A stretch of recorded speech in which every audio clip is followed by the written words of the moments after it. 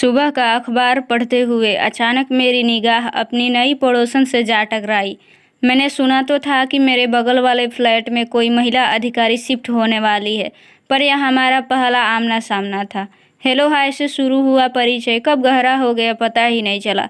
मेरी पड़ोसन मैडम जिले में ही एक उच्च पद पर पदस्थ थी और उनके पति किसी अन्य जिले में तैनात थे। उनके पति का आना-जाना कभी-कभार ही हो पाता था। पड़ोसी होने के कारण वह मुझसे काफ़ी घुल-मिल गई। एक दिन उन्होंने टोक ही दिया कि तुम मुझसे हमेशा मैडम कहकर बात मत किया करो। मैंने कहा, मैडम मैं अभी एक विद्यार्थी हूँ और आप इस जिले में तैनात एक वरिष्ठ अधिकारी। आखिर हमारा क्या रिश्ता हो सकता है। वह कुछ देर तक शांत रही और फिर अपनी चुप्पी तोड़ते हुए बोली कि अगर तुम बुरा ना मानो तो मुझे भाभी कहकर बुला सकते हो। मैंने कहा, आपकी बात सही है मैडम, पर मात्र भाभी कह देने से तो रिश्ता नहीं जुड़ जाएगा। वैसे भी यह बड़ा नाजुक व प्यार भरा रिश्ता है। इस रिश्ते को निभा पाएंगी आप?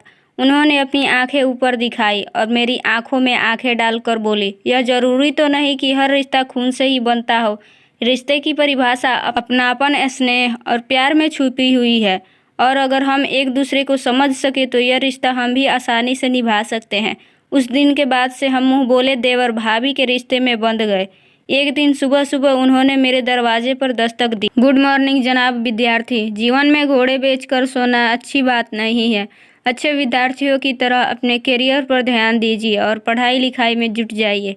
इससे पहले कि मैं कुछ कहता, एक अपरिचित पर मधुर सी आवाज़ मेरे कानों से टकराई।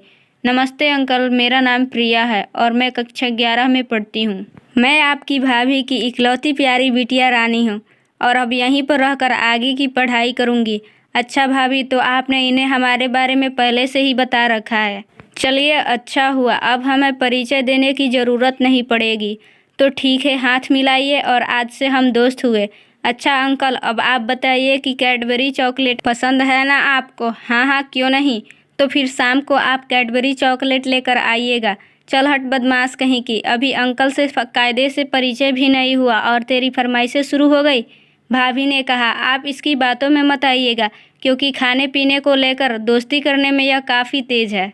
तुम दोनों के चक्कर में मेरी चाय भी ठंडी हो गई। अच्छा तुम जल्दी से फ्रेश होकर आ जाओ तो एक एक कप गर्मा गर्म चाय हो जाए।